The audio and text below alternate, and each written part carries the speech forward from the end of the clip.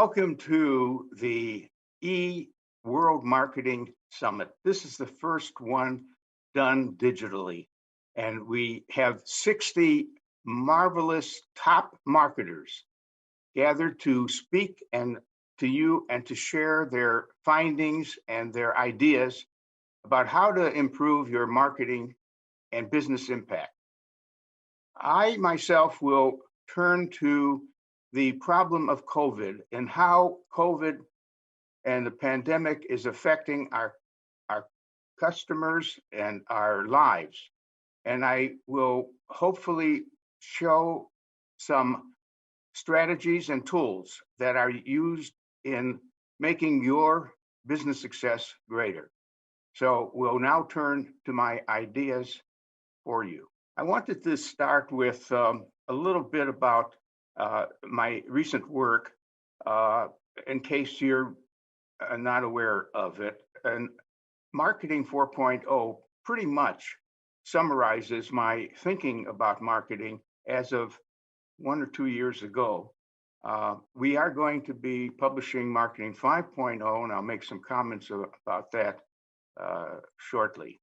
The other work I've done in marketing is what I call brand activism. I think our brands need to be stronger, have more purposeful, and carry even social messages as well as just selling messages to our audience.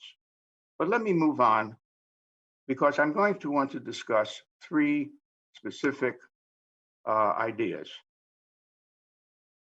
The questions are, first, how are consumers and companies responding to the new conditions and regulations that are coming out of COVID? Things like wear masks and lockdowns and so on.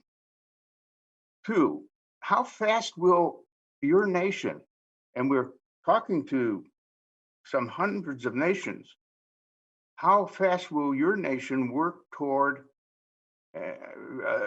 full economic recovery? When will you reach full economic recovery?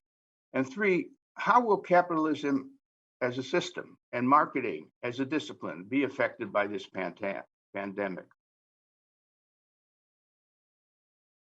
Some of the bad news. This pandemic has been so costly to so many people. Just the numbers themselves: 760 million COVID-19 infections and 1 million deaths worldwide. 1 million deaths. And the US accounts for 20% of the world's deaths. So my nation has done a terrible job in handling this epidemic. Many more people died aside from the COVID because they've had increased hunger, inability to get normal medical services and get vaccinations for malaria or AIDS or measles. So more deaths have occurred. And poverty has shot up to COVID, up to the year 2019. Poverty was decreasing around the world, particularly in China and in some Asian communities. And now poverty has shot up again. And many persons' education and career has been damaged deeply by all these changes. And the social costs of loneliness and sorrow cannot be calculated. So the cost has been immense. And what has business done about it? Business, of course, did the normal response. Business firms reduced their staff. Some kept their staff but put them on furloughs, and some actually laid off people and fired them. They lowered their prices, and the question is, should they have lowered their prices or just add discounts and promotions to move their product sales? Some companies did what they normally do during a recession. They reduced their ads and they reduced their marketing, and I would take exception to doing that. I would just change my message, but I would not reduce my marketing. Many companies canceled outstanding orders because they didn't want to be stuck with goods that people were not able to buy from them. And they even delayed their payments to banks and utilities and suppliers to keep more cash on hand. The reason for the illustration of the book on the right is it is a book that John Castiglione and I wrote when in 2010, when the Great Recession took place. You remember when people lost their homes, they couldn't pay for their mortgages. And in that book, we detailed all the strategies that make sense for a business to apply during a recession. And I think it's a classic. And so any of you who want to see a whole discussion, a deep discussion of different things you can do with your marketing and your business strategies, Chaotix offers you that chance. Now, the consumers also responded. Not only did the businesses panic, the consumers changed a lot. They initially hoarded because they needed food and other medical things so that they climbed up on that ladder. And then they stopped buying a lot of things because some companies were closing down and they wanted to save their money. And what boomed actually was online purchasing. What declined was in-store purchasing. In fact, one message is that the impact of COVID has been to accelerate the rate at which we have moved into the digital age. That's a nice thing normally, but it came with so much pain, and we wish it came about in a different way. How did governments help the situation? Well, in three ways. They took different steps. Some governments, like China in particular, went for total lockdown because they favored saving lives over saving the economy. And they knew they will get back to the economy. Sweden was an exceptional case where they decided on no lockdown. They favored saving the economy. And the result was that Sweden lost more people than Denmark did or Norway, which had practiced lockdowns. So yes, Sweden's economy kept stronger, but they did lose more lives in doing that. Now, there is a middle way.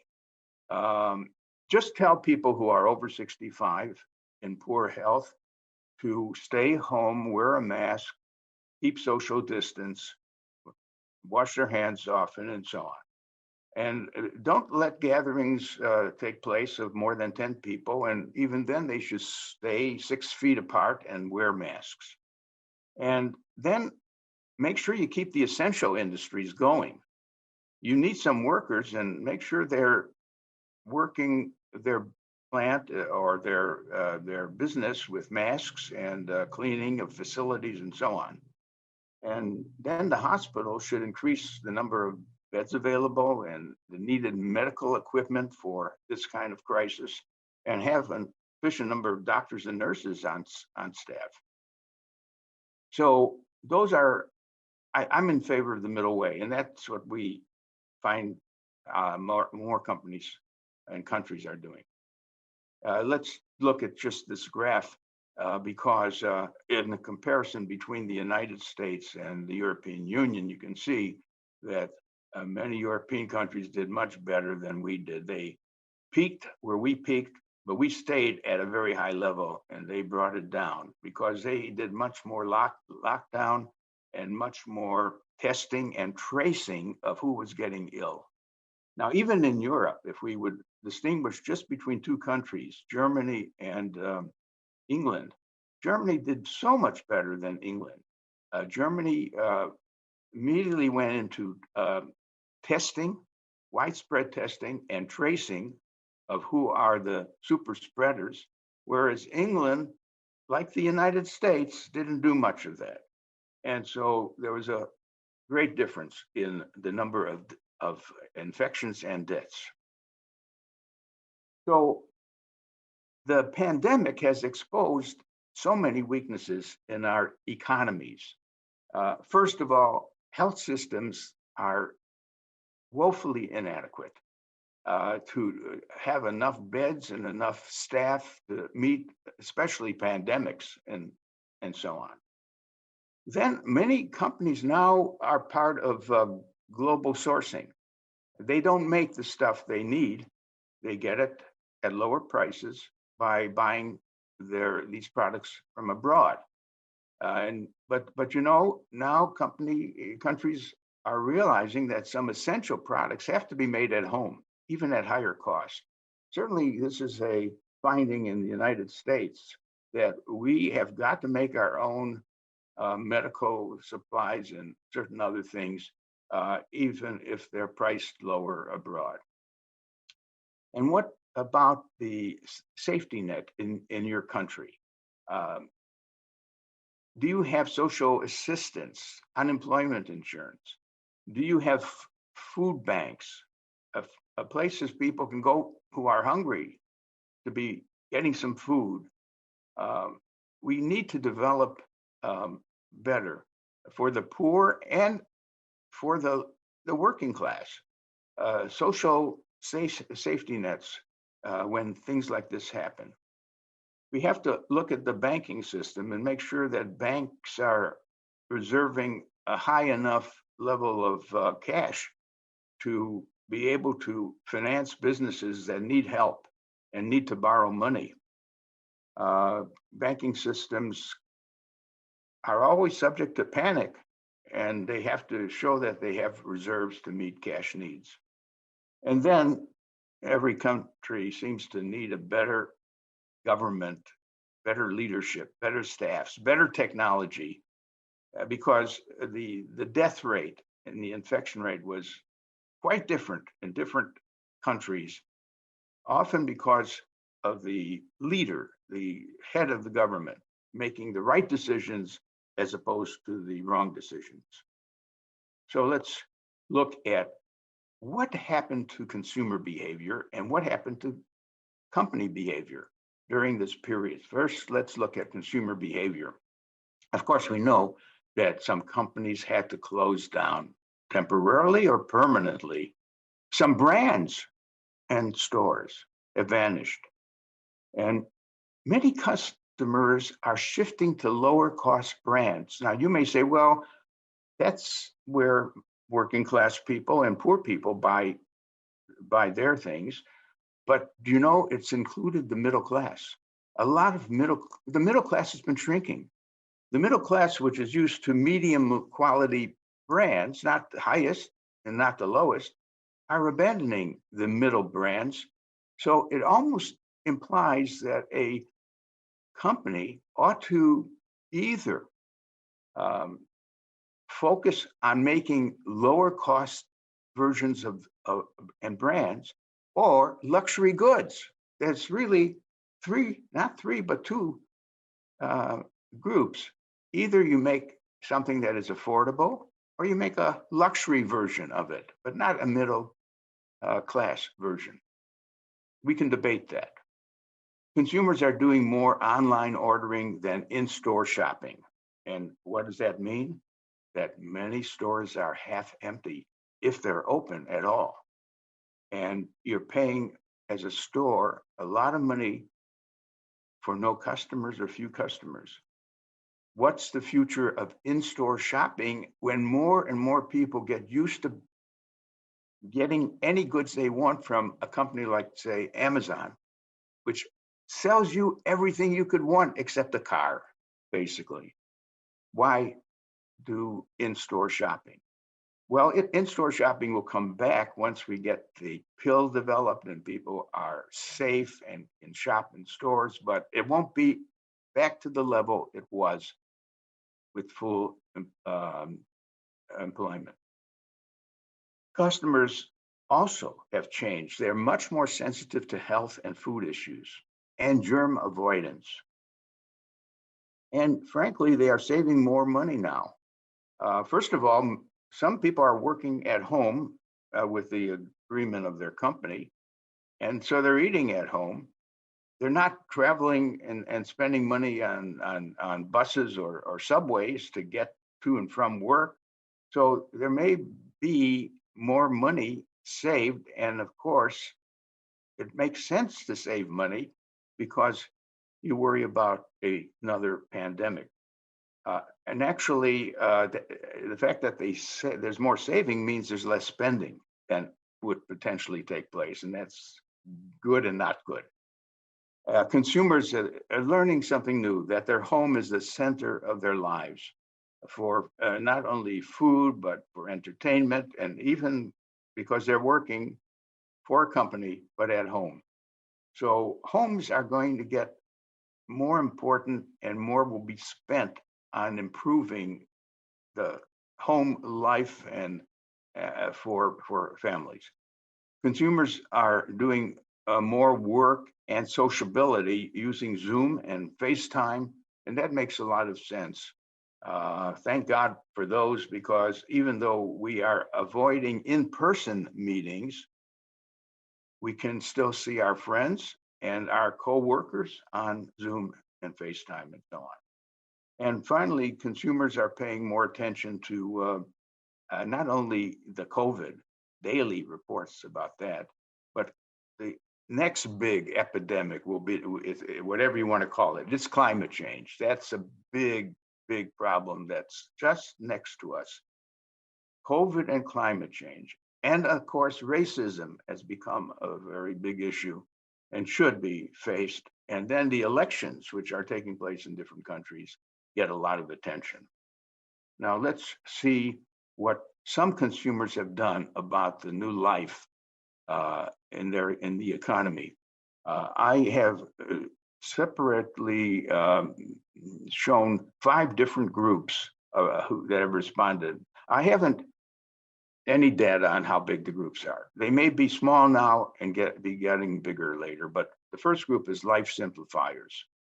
And these are persons who say, I've been eating too much, I've been buying too much. The result is a lot of clutter in my home. I don't really need to own a car. I can always use one of the car services. And so I want to simplify my life. So we see that going on. Then we have other people who are sort of big picture people, and they worry about the future of life and the planet. They wonder if consumption is growing too large and outpacing the carrying capacity of the earth. I mean, after all, our population in the world has grown very rapidly from 7.7 billion to 9.8 billion in recent years, and it's a very big carrying load. That means we may be running out of arable land. Our oceans are getting deteriorated, and they're deteriorating because of plastic and other awful things happening in our oceans. And what does that mean for the fish stock? And then there's a problem of we need more conservation. And so maybe marketing is going to be blamed for the discipline that is dedicated to growing demand and consumption. And if we, as marketers, are told, stop growing so much consumption, what are we all about as marketers? Now, climate activists are those who worry about carbon footprints and pollution. They want good air and good water, and they think the planet is endangered, seriously going to end if we do not control the amount of carbon footprints. We've got to get rid of cars that are fuel dependent on the old fuels as opposed to electric cars. We have to have companies doing more with new energy systems and so on. There's a fourth group of people who are actually changing what they eat. They think that killing animals is not good for the animals. It's not right, but also it's not good for their own health. Too much meat. So they're moving toward plants and vegetables and fruit, vegetarians, vegans, people like that. And then there's finally a lot of people who are just conservation activists, and they say as a mantra, uh, let's do what we can to reduce how much clothing we buy, or at least don't give up the clothing, reuse it, repair it if it's frayed a little bit, or give it to needy persons. But we don't have to we don't have to fill our closets with all kinds of clothes we will never wear or infrequently wear. And this group is very much against planned obsolescence, which is part of our system. You know, you buy a car today, and 2 years later, they will tempt you to buy the newer car because it has a few newer features.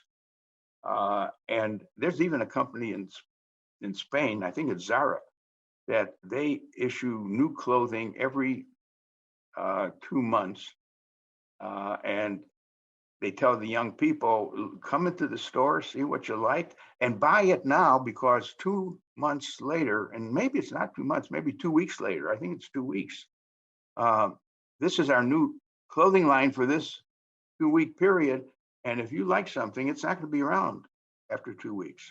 So the conservationists want less of that to be taking place. Okay. Now, the big thing we're noticing is that all these industries have been affected, but differently. The ones that are essential industries are having fast recovery. I mean, our hospitals have to work for us. Our food industry, the groceries, the wholesalers, the manufacturers of food, we need that working, and we need people who will wear masks and be careful and work in those companies. And the banks have to work for us because we need cash. The utilities, we need energy. Construction goes on, manufacturing. And then certain large companies, um, we have two attitudes toward Amazon, Walmart, Costco, and other big ones. We like them. We really would not want to see them disappear, but you know, all of those have killed small business. I mean, Amazon moves in and carries a certain product that kills the small businesses that carry that product. Walmart opens up in a city, and so many small businesses die. So we have kind of a divided feeling about these big companies, but we're happy to see them open during this period. But there's other industries that we have to be sad about. Restaurants and bars have really closed in many cases, and they're slowly reopening. They try to reopen with measures that are sanitary, where people are not at every table, but every fourth table, where their workers are wearing masks, and so on. Some companies do an extraordinary job of giving us confidence in going to that restaurant. There's one I know in Sarasota, Florida, where I live, and it has done a superior job of making us feel comfortable if we want to eat, at least outside of the restaurant. But other non-essential industries, now hotels want to stay open, but they're only getting it about 20% filled by staying open. So they're in a desperate situation. Airlines too, because travel has gone way down.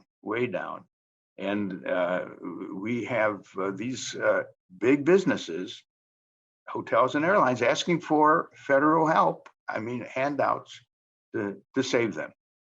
And the schools and colleges were not sure what to do. Some opened, some went only online. And it's pretty hard with public schools too for decisions to be made whether little kids should be learning at home. And the question is, do they even have computers at home? In some countries, many countries, there's a poorer class of people who have no access to computers.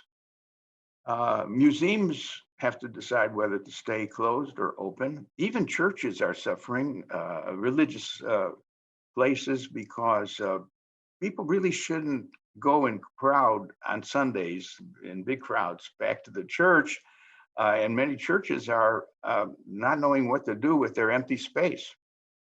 And certainly performance industries, operas, ballet singers, they're not going to recover for a long time. So the picture is different depending on the industry. Now, in planning to open up again, a company needs to prepare a reopening strategy and announcements. They have to really know what to say and what people will get out of coming back and trying to buy from their business. And there's going to be these very companies in the near term know they have to put more money into improving their digital systems and investment, and to increase customer service, because companies will be remembered by their customers as to whether the companies help the customers in their plight or did not. And it's not only about just the product that the company makes, but the companies that are able to show more caring are going to do much better after COVID is conquered. But the big question is, what's the long-term recovery strategy?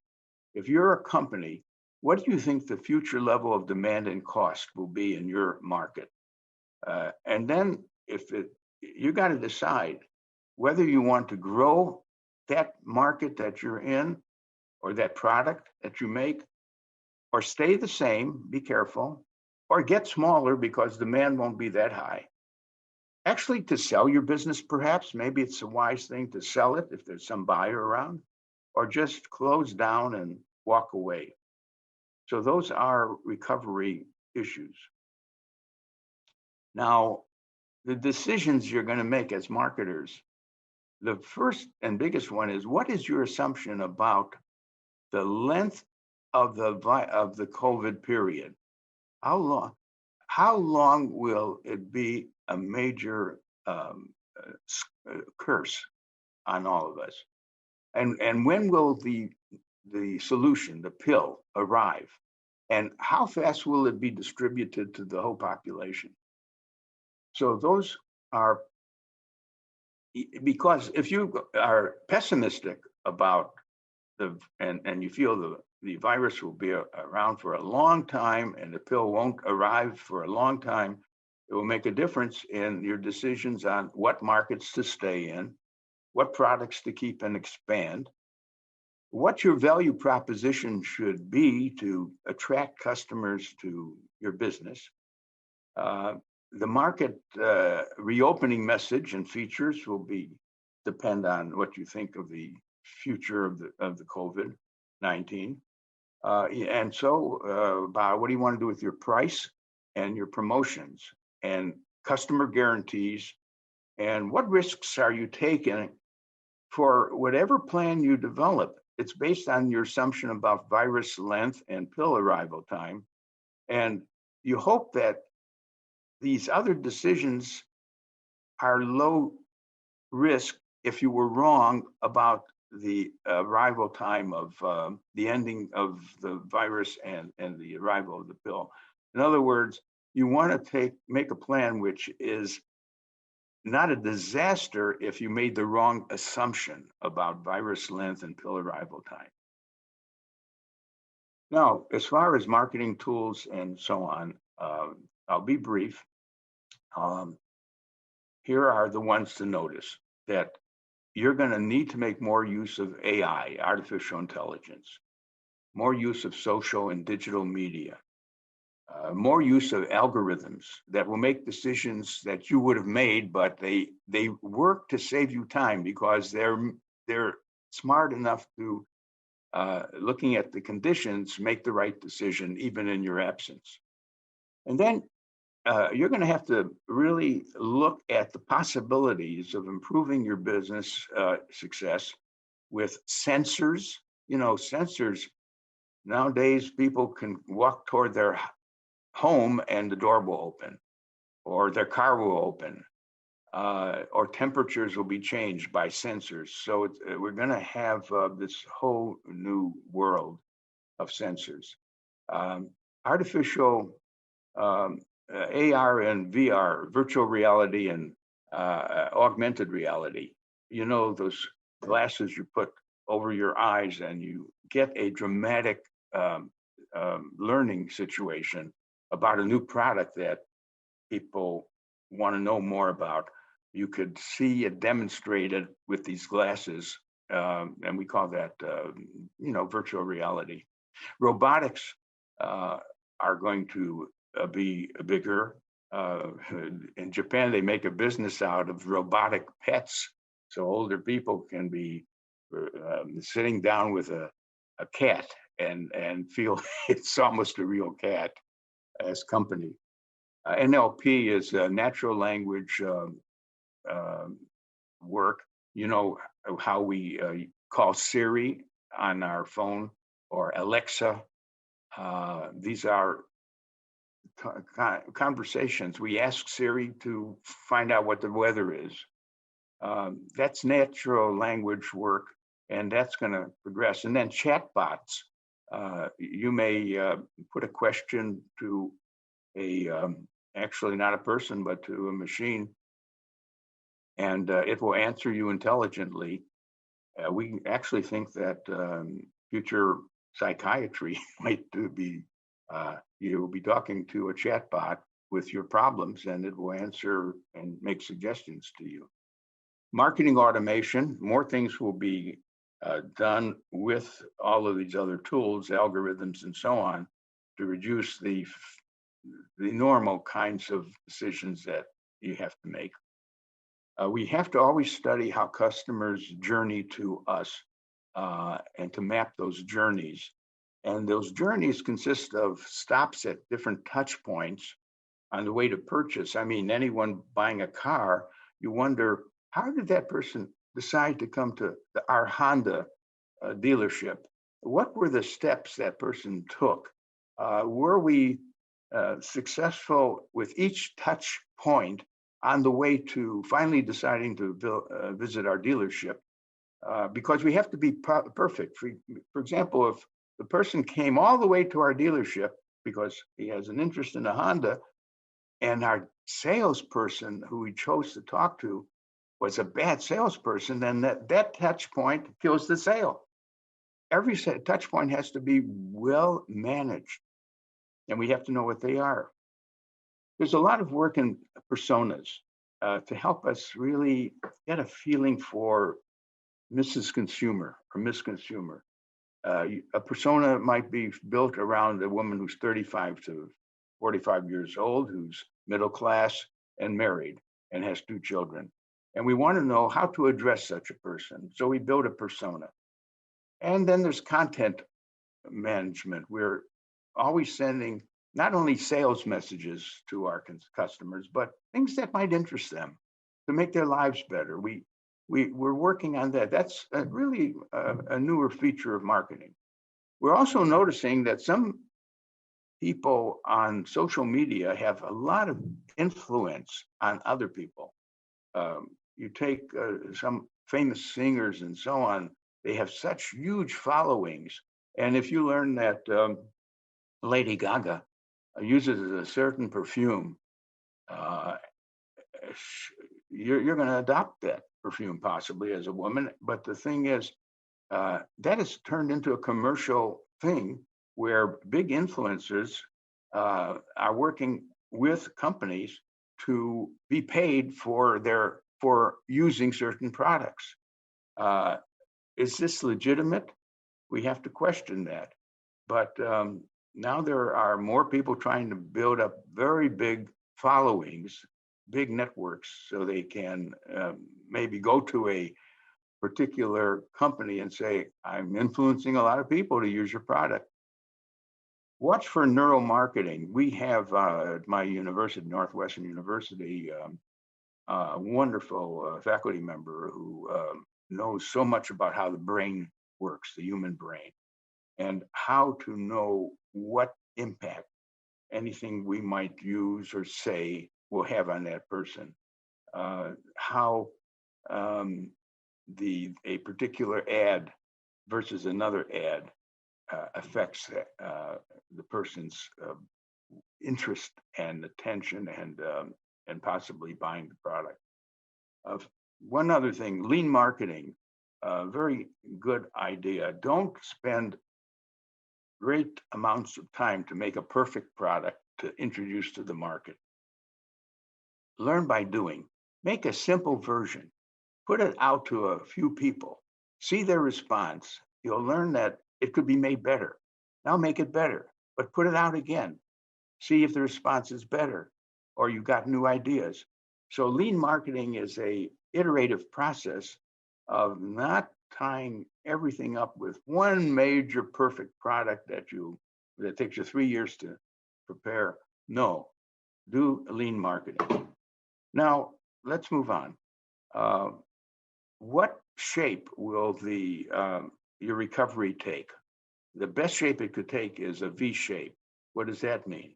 Well, there was a sudden collapse of sales, and we did the right things, and now we're back to full employment. There will be certain cities that either were not touched by COVID or were touched so badly by COVID that many people already got it, and they're ready to start up. Let's call them ready cities and ready states. They're not hot. They're ready. Many consumers will, of course, still be careful, even if the city has good statistics about the way it controlled COVID. And there's going to be a lot of people, especially older people, will be very careful about buying from you. And then many normal businesses that are not essential will remain closed. And I think we could work out answers for hotels and airplanes and cruises and what they might do, but this is too short a talk to take each one and show that there are some meaningful steps they can take. Now, U-shape is going to be the real return length. It's going to mean that things fell very fast, and now the recovery is very slow. It's my feeling that we are going to face 2 to 4 years before we get to full employment and 2% annual economic growth, which we used to have before COVID struck. Let's go for 2 years, but what does that mean? 2 years if the nation develops an early and easily implemented antibody test and tracing system, and that the nation develops a reliable, safe vaccine within the next year, and the nation continues to send checks to citizens and businesses who've been terribly hurt by this development, so that they can keep alive and spending money too for their necessities, and that the nation starts within 2 years a major infrastructure rebuilding program to create jobs. This is not done like you build pyramids. Many nations have very deteriorating infrastructures of roads and bridges and ports, and they need to do this. And yet some countries have not started to do it, but it's there to be done. And if that doesn't happen, it will take us 4 years to get back to where we were at earlier. More countries will begin to, I hope, to measure not only the GDP, the gross domestic product. Most countries only use that to measure their performance, but we want one more measure, a measure of what happened that year to the level of people's well-being or happiness. Because we can imagine that GDP goes up, but happiness goes down. This would happen, for example, if everyone is working harder and harder and losing their health, but basically they made more product. So we want another measure. And I think more Americans will learn that some countries tend to enjoy a higher level of happiness and well-being And they also are capitalistic countries running successful businesses. And how do they do it? These are the Nordic countries. They're particularly Sweden and Norway and Denmark. And if you add Finland and Iceland and so on, they have what is called welfare capitalism. That is to say, it's easy to start a business and to operate it, but also they make sure that people can go to college and the cost will be low, and that health care is available to everyone at an affordable cost, and that's Nordic. I think more Americans will recognize that productivity gains have not been shared equitably, and this is true of many, many countries. You know this, like in Brazil and other places, too many billionaires have popped up, and more people are getting poor. You see it in the overpayment of CEOs who used to make 20 to 50 times as much as the average worker. Now they're getting 300 to 1,000 times what the average worker in their company is getting. And so it's leading to believing that we have a rigged economic system. We better get the trade unions back so they can complain and give the voice of the workers to strategy of the company. And it's time to pass higher taxes on the rich. That's what is keeping the economies from growing. So I have 4 conclusions. First, most industries will recover, but a few will lag and some will not even recover. Secondly, our recovery to full employment will take not tomorrow, but 2 to 4 years. Depending on doing the right things, it will be 2 years. 3, legislative priorities will move to finally fixing our health and our education systems and our systems for childcare and helping the elderly, designing better social assistance programs for those who are in need, and launching infrastructure programs to increase employment. And fourth, coronavirus will stimulate, of course, moving the economy from its traditional capitalism to more social and stakeholder capitalism. So I leave you with this thought that if you're going to be in the same business 5 years from now that you're in now, you're going to be out of business because things change. So be alert and so on. Thanks for listening to me. I look forward to hearing how your company has improved its business and marketing effectiveness, both during and after COVID-19. Thank you.